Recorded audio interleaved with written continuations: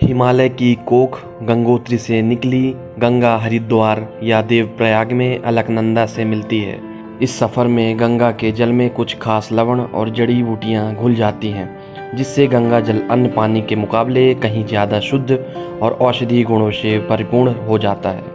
हर नदी के जल की अपनी जैविक संरचना होती है, जिसमें वह खास तरह के लवण घुले होते हैं जो कुछ किस्म के जीवाणुओं कीटाणुओं को पनपने देते हैं, कुछ को नहीं।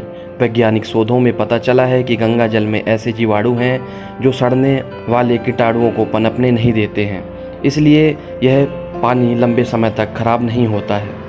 वैज्ञानिकों का कहना है कि हरिद्वार में गौमुख गंगोत्री से आ रही गंगा के जल में हिमालय पर मिलने वाली कई अनूठी जड़ी बूटियाँ, खनिज और लवण मिल जाते हैं।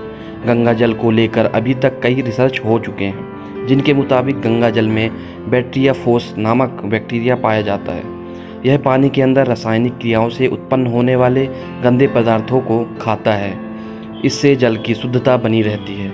इंग्लैंड, फ्रांस, अमेरिका, जर्मनी के अनेक वैज्ञानिकों ने गंगा जल का परीक्षण किया और पाया गंगा जल सबसे अलग है। वैज्ञानिक परीक्षणों से पता चलता है कि गंगा जल से स्नान करने तथा गंगा जल को पीने से हैजा, प्लेग, मलेरिया तथा क्षय आदि रोगों के कीटाणु नष्ट हो जाते हैं। गंगा जल के परीक्षण के लिए गंगा जल में हैजे के कीटाणु डाले गए।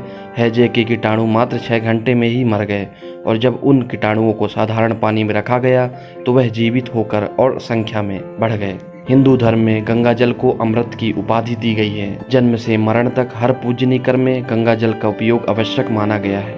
भगवान के चरणामृत के रूप में भी गंगा जल का उपयोग किया जाता है। यही कारण है कि गंगा के पानी को बेहद पवित्र माना जाता है। जैसे जैसे गंगा हरिद्वार के आगे अन्य शहरों की ओर बढ़ती जाती है, शहरी गंदगी मिलने के कारण प्रदूषित होना शुरू हो जाती है।